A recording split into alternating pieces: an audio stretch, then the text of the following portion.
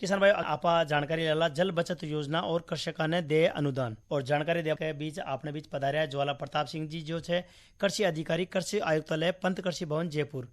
तो सबसे पहले तो आपको स्वागत करा। राम राम साहब। किसान भाई राम राम।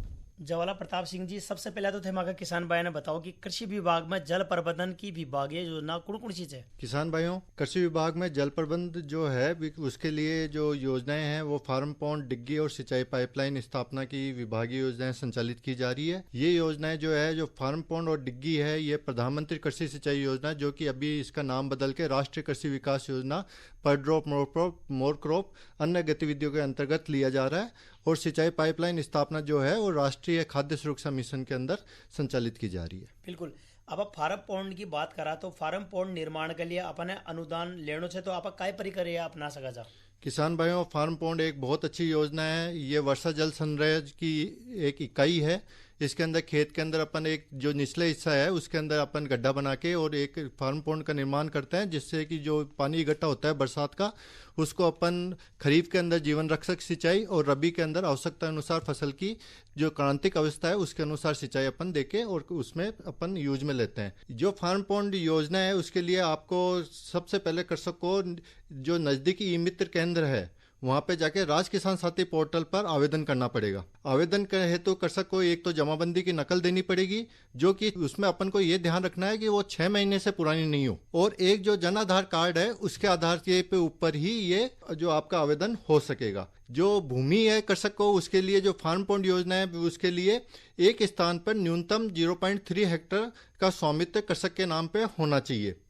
इसके अलावा किसान भाइयों, जो फार्म पॉन्ड निर्माण है उसके ऊपर जब आप फार्म पॉन्ड बना लो उसके ऊपर फव्वारा और ड्रिप जो संयंत्र है उसकी स्थापना करना अनिवार्य है। ड्रिप और फव्वारा संयंत्र स्थापना के उपरांत ही अनुदान उसको दे है। किसान भाइयों, इसमें अपन को जो मुख्य ध्यान रखने की बात है, जैसे ही आप आवेदन करोगे उसके बाद में जो विभाग का कृषि पर्यवेक्षक है वो आपके खेत पे आके प्री वेरिफिकेशन करेगा। उसके अंदर वो आपको जगह बताएगा, खेत का नक्शा देखेगा और किस जगह आपको फार्म पॉन्ड बनाना है वो जगह बताएगा। उसके प्री वेरिफिकेशन के बाद में आपकी प्रशासनिक स्वीकृति जारी होगी विभाग के द्वारा। विभाग के द्वारा प्रशासनिक स्वीकृति जारी होने के उपरांत ही आपको फार्म पॉन्ड का निर्माण करना है। बिल्कुल साहब। फार्म पॉन्ड निर्माण पर आपने कृषकों ने कितनी देज है। किसान भाइयों, बहुत अच्छी योजना है और इसके ऊपर राज्य सरकार और केंद्र सरकार दोनों मिला के अनुदान दे रही है। इसके अंदर जो अनुदान है, जो किसान भाइयों अपने जो कच्चा फार्म पॉन्ड है उस पे लागत का 60% या अधिकतम राशि 63,000 जो भी कम हो अनुदान दे है। और जो लघु सीमांत कृषक है उनको इस पे 10% अतिरिक्त अनुदान प्रावधान इस साल बजट के अंदर किया गया है। इसके अंदर जो लागत का 70% या अधिकतम राशि 73,500 जो भी कम हो अनुदान दे है। इसी तरह जो किसान भाइयों जो प्लास्टिक लाइनिंग फार्म पॉन्ड है उसके ऊपर जो अन्य श्रेणी के कृषक हैं उनको लागत का 7% या अधिकतम 90,000 जो भी कम हो अनुदान दे है।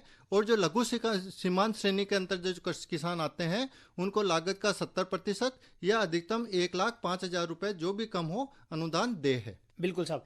आपने किसान भाई प्रधानमंत्री कृषि सिंचाई योजना के अंतर्गत अगर मान लो डिग्गी निर्माण योजना में अनुदान लेना चाहो तो बाकी काय प्रक्रिया से। किसान भाइयों, डिग्गी जो निर्माण है वो नहरी क्षेत्र के अंदर है। नहरी जो जल है उसको संग्रहित करने के लिए डिग्गी का निर्माण किया जाता है।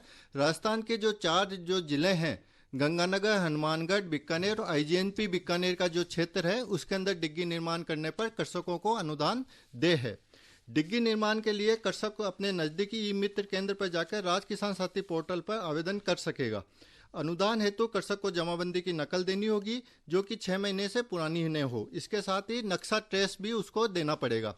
ये जो अनुदान आप आवेदन करोगे, आवेदन के लिए जो राज किसान साथी पोर्टल पर जन आधार कार्ड होना जरूरी है। इसलिए किसान भाइयों, आप पहले अपना जन आधार कार्ड, अपने जो राजस्व के दस्तावेज है, जमाबंदी और नक्शा ट्रेस वो लेके और उसके बाद में ई मित्र के माध्यम से राज किसान साथी पोर्टल के ऊपर आपको आवेदन करना है।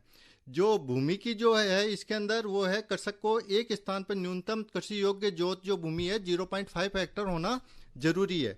इसी के साथ जो जैसे इसमें फार्म पॉन्ड के अंदर था उसी के अंदर इसी प्रकार डिग्गी के अंदर भी फव्वारा और ड्रिप सिंचाई स्थापना के उपरांत ही कृषक को अनुदान दे होगा। एक किसान भाइयों, एक बात इन डिग्गी और फार्म पॉन्ड के अंदर आपको ध्यान रखनी है, यदि प्लास्टिक लाइनिंग सीट यदि आप लगाते हो तो वो विभाग से पंजीकृत अधिकृत विक्रेता से BIS मार्क का कि 500 माइक्रोन या 300 माइक्रोन प्लास्टिक खरीद कर खुदाई के उपरांत डिग्गी और फव्वारे में सफलतापूर्वक स्थापित करने पर ही अनुदान का देय होगा। बिल्कुल साहब, डिग्गी निर्माण माळे कृषकाने कुणसो अनुदान या कितो अनुदान दिए छे? किसान भाइयों, डिग्गी अनुदान के लिए जो स्मॉल मार्जिनल फार्मर है, लघु सीमांत जो कृषक है, उनको जो अनुदान है वो 3,40,000 रुपए या लागत का 85% ये अनुदान उनको दे है। और जो अन्य श्रेणी के कृषक है उन्हें लागत का 75% या अधिकतम 3 लाख रुपए जो भी कम हो अनुदान दे है।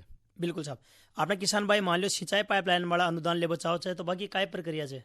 किसान भाइयों, जो सिंचाई पाइपलाइन है वो राष्ट्रीय खाद्य सुरक्षा मिशन योजना अंतर्गत कृषकों को अनुदान दे है। इसके अंदर जो अनुदान है वो अपन इस योजना के अंदर देते हैं। इसके लिए आवेदन आपको उसी प्रकार राज किसान साथी पोर्टल पे जाके करना पड़ेगा। इसके अंदर जो जमीन का जो स्वामित्व है, कृषक को केवल कृषि योग्य भूमि का स्वामित्व होना जरूरी है। आपको जमाबंदी की नकल देनी पड़ेगी। एक बात और ध्यान रखना है, जो जमाबंदी की नकल दो उसमें चाही जरूर होनी चाहिए, यानी कि सिंचाई स्रोत का जो वर्णन है वो जरूर उसके अंदर होना चाहिए। ई मित्र के माध्यम से आपको आवेदन करना है। आवेदन के बाद में डिपार्टमेंट का जो अपने सुपरवाइजर है वो आके आपके यहाँ पे प्री वेरिफिकेशन करेगा। उसके बाद में प्रशासनिक स्वीकृति जारी होने के बाद ही आपको सिंचाई पाइपलाइन को खरीद करनी है और उससे जो अपने जो विक्रेता है उससे बिल लेना है। खरीद करने में भी आपको ध्यान रखना है, विभाग में लगभग 170 के आसपास जो ये अधिकृत कंपनियां हैं वो रजिस्टर्ड है। उन्हीं की सिंचाई पाइपलाइन आपको खरीद करने पर ही आपको अनुदान दे होगा। बिल्कुल साहब, खेत मतलब सिंचाई पाइपलाइन लेबा के लिए आपने जो कितो अनुदान प्राप्त करना चाहिए और काय हिसाब से अनुदान प्राप्त मिलेगा? किसान भाइयों, जो राष्ट्रीय खाद्य सुरक्षा मिशन है इसके अंतर्गत सिंचाई पाइपलाइन के ऊपर लागत का 50% या अधिकतम 15,000 रुपए जो भी कम हो अनुदान दे है। इसके अंदर जो लेमिनेटेड ले फ्लेट ट्यूब पाइप है आता है, जो जिसे आप लपेटा पाइप कहते हैं, उस पर 20 रुपए पर मीटर या अधिकतम 15,000 रुपए। जो पीवीसी जो पाइप है जिसको अपन जमीन के अंदर गाड़ते हैं उसके अंदर 35 रुपए पर मीटर या अधिकतम 15,000 रुपए। और जो एचडीपी पाइप है उस पर लागत 50 रुपए पर मीटर और लागत और अधिकतम 15,000 रुपए जो भी कम हो अनुदान दे है। किसान भाइयों, जो अपन को मेन जल प्रबंध की जो विभागीय योजना है उनमें जो अपन को जानकारी जो है उसमें ध्यान रखना है वो ये है कि अपने पास में जो आवेदन आप करो राज किसान साथी पोर्टल के ऊपर जब आप जाओ तो अपने जमाबंदी की नकल अवश्य लेके जाएं। कई बार क्या होता है कि अपन अपने जमाबंदी की नकल नहीं लेके जाते, जमाबंदी के कारण फिर उसको अपनी जो जमाबंदी है वो भी 6 महीने के अंदर पुरानी नहीं होनी चाहिए। यदि आपने पुरानी जमाबंदी आपने वहाँ पे लगा दी और तो वो उसके अंदर क्या होता है कि वो रिवर्ट बैक टू सिटीजन, यानी जो जब आपकी डॉक्यूमेंट स्क्रूटनिंग होती है उस समय जो कृषि पर्यवेक्षक है वो आपकी उस फाइल को वापस रिवर्ट बैक टू सिटीजन आपको वापस भेजेगा। और उसमें अपन को ध्यान ये रखना होता है कि उसके अंदर जो समय है वो केवल 15 दिन का होता है। 15 दिन के अंदर अंदर अपन को उसके अंदर जो भी डॉक्यूमेंट्स की कमी है वो वापस उसको पूर्ति करके आपको डिपार्टमेंट को वापस फॉरवर्ड करनी होती है। किसान भाइयों, इसमें जनरली ये होता है कि अपन को मालूम नहीं चलता और अपन 15 दिन के अंदर उसको एप्लीकेशन को वापस अपन डिपार्टमेंट को भेज नहीं पाते और वहाँ पे एप्लीकेशन अपनी जो है रिजेक्ट हो जाती है। इसलिए किसान भाइयों, पहले तो सबसे पहले ये ध्यान रखना कि जो भी अपन को डॉक्यूमेंट है, जमाबंदी की नकल है वो 6 महीने से पुरानी नहीं हो और जो नक्शा है उसके ऊपर पटवारी के द्वारा सत्यापित हो, ये अपन को लगा के और फिर अपन को आवेदन करना है। दूसरा जो अपन को ध्यान रखना है कि जो जैसे फार्म पॉन्ड है, फार्म पॉन्ड में 0.3 हेक्टेयर जमीन होनी चाहिए। तो आपकी जो जितने भी आपके खसरे हैं उनके अंदर टोटल जो जमीन जो एक जगह खसरे हैं उनमें 0.3 हेक्टेयर आपके आ रही है या नहीं आ रही। यदि आपके पास जमीन तो ज़्यादा है लेकिन आपने जमाबंदी में उनकी जमाबंदी नहीं लगाई तो वहाँ पे वो फाइल आपकी रिजेक्ट होने के चांसेस रहते हैं। इसलिए अपनी ज़मीन 0.3 हेक्टेयर एक जगह पर होनी आपके लिए जरूरी है। डिग्गी वाले जो केस है उसके अंदर आपको 0.5 हेक्टेयर ये ज़मीन चाहिए कम से कम। जैसे अपन यदि बीघा में जाएं तो 4 बीघा अपने है तो 2 बीघा ज़मीन डिग्गी के अंदर एक जगह एक स्थान पर होनी जरूरी है। तो किसान भाइयों, इन चीज़ों का थोड़ा ध्यान रखना। और जो अनुदान है इसके अंदर भी भारत सरकार द्वारा जो अनुदान है जो फार्म पॉन्ड के ऊपर है वो लागत का 50% दिया जाता है। उसके अलावा राज्य सरकार के द्वारा 10% एडिशनल टॉपअप दिया जाता है। उसके अलावा भी यदि स्मॉल मार्जिनल है तो उसको 10% और मिलेगा, यानी यदि स्मॉल मार्जिनल है तो लागत का 70% फार्म पॉन्ड पर लगभग अनुदान मिल जाएगा। और यदि सामान्य कृषक है तो लागत के ऊपर 60% अनुदान आपको मिलेगा।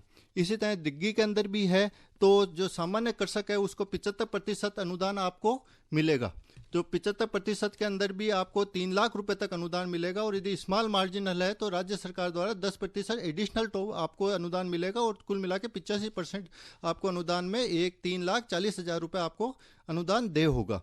डिग्गी के अंदर आपको ये ध्यान रखना है कि जो कमांड एरिया है उसके अंदर ही आप डिग्गी बनाओगे तो ही आपको अनुदान मिलेगा। यदि कमांड एरिया के बाहर यदि डिग्गी का निर्माण करते हो तो जो एरिया है आपके कार्यक्रम उसका आपको अनुदान नहीं दिया जा सकेगा। इसलिए डिग्गी कार्यक्रम के अंदर यदि आवेदन करो तो आपकी जो भूमि है वो कमांड एरिया के होनी चाहिए, और जो कमांड एरिया राजस्थान के अंदर अधिसूचित है उनमें गंगानगर, बीकानेर, हनुमानगढ़ और IGNP बीकानेर का जो मोहनगढ़ वाला, बज्जू और भिखमपुर वाला क्षेत्र है वो राजस्थान के अंदर कमांड एरिया के अंदर आ रहा है। पाइपलाइन के अंदर आपको जो ध्यान रखना है वो ये है कि जो विभाग के अंदर जो 160 फर्में हैं उन्हीं से ही आपको पाइपलाइन क्रय करनी है। यदि आपने उनके अलावा किसी दूसरी कंपनियों से यदि पाइपलाइन क्रय किए हैं तो डिपार्टमेंट के अंदर आपको उस पर अनुदान दे नहीं है। तो यदि आप जब खरीदना जाओ पाइप, उससे पहले जो निकटवर्ती आपका कृषि पर्यवेक्षक है उनसे पाइपलाइन की जो निर्माताओं और विक्रेताओं की जो सूची है वो आप एक बार ले लेना, और उसके बाद में आप अपने हिसाब से मोल तोल करके जो आपको उचित लगे वो आपको पाइपलाइन वहाँ से खरीद करनी है। अनुदान जो पाइपलाइन के अंदर है लागत का जो आपको है 50% या अधिकतम 15,000 रुपये, जो भी कम हो वो आपको अनुदान दे होगा। इस तरह जो ये योजनाएं हैं बहुत अच्छी योजनाएं हैं। इनका जो मेन उद्देश्य है वो है प्रति बूंद अधिक उत्पादन या हर खेत को पानी। अपना काम यही है कि हर बूंद जो है उससे अधिक अपन उससे उत्पादन ले सकें। प्लास्टिक लाइनिंग सीट के अंदर भी जो बिल हो आपको उसके अंदर आपको BIS नंबर और उसका जो मार्का है वो मेंशन होना चाहिए, क्योंकि आपको मालूम है कि जो इनकी जो कॉस्ट है, बिल की कॉस्ट है, लागत कॉस्ट है, उसके हिसाब से के 50% और 60%, 75%, 80% जो अपन ने कर रखा है वो अनुदान उससे दे होगा। इसलिए आप जो उसकी जो रेटें हैं वो अपने हिसाब से मोल भाव करके इन फर्मों से टैली करके आपस में उसके बाद में ही आप इनको खरीदो, और उसके बाद में प्रशासनिक स्वीकृति के बाद में स्थापना करके फार्म पॉइंट तैयार करो। जैसे ही आपकी पाइपलाइन की स्थापना हो जाए, फार्म पॉइंट बन जाए, तो तुरंत आपके जो आपके कृषि पर्यवेक्षक है उसको आपको सूचित करना है, और कृषि पर्यवेक्षक को आके आपको पोस्ट वेरिफिकेशन आपको करवाना है। पोस्ट वेरिफिकेशन के होने के बाद में विभाग द्वारा वित्तीय स्वीकृति जारी की जाएगी, और ऑनलाइन अनुदान आपके जो जमाबंदी में जो आपके खाता है उसके अंदर आपको अनुदान आपको दे होगा। इसमें आपको एक और ध्यान रखना है कि जन आधार के अंदर जो आपके बैंक अकाउंट है वो अपडेट होना चाहिए। यदि आपका बैंक अकाउंट अपडेट नहीं है तो आपके खाता में जो पेमेंट है वो जाने में फिर दिक्कत आएगी। बिल्कुल, ज्वाला प्रताप सिंह जी इतनी बढ़िया जानकारी दिया। चलता चलता माँ किसान भाई ने अलग से कोई संदेश देना चाहो? किसान भाइयों, इसके लिए संदेश यही है कि एक तो जो विभागीय जो योजना है उसके अंतर्गत जो प्रशासनिक स्वीकृति जारी होने के उपरांत ही आपको ये कार्य प्रारंभ करना है। बिल्कुल साहब। किसान भाइयों, आप जानकारी ले रहा जल बचत योजना और कृषि खाद्य देय अनुदान और जानकारी दे रहा था श्री ज्वाला प्रसाद सिंह जी, जो से कृषि अधिकारी, कृषि आयुक्तालय, पंत कृषि भवन, जयपुर।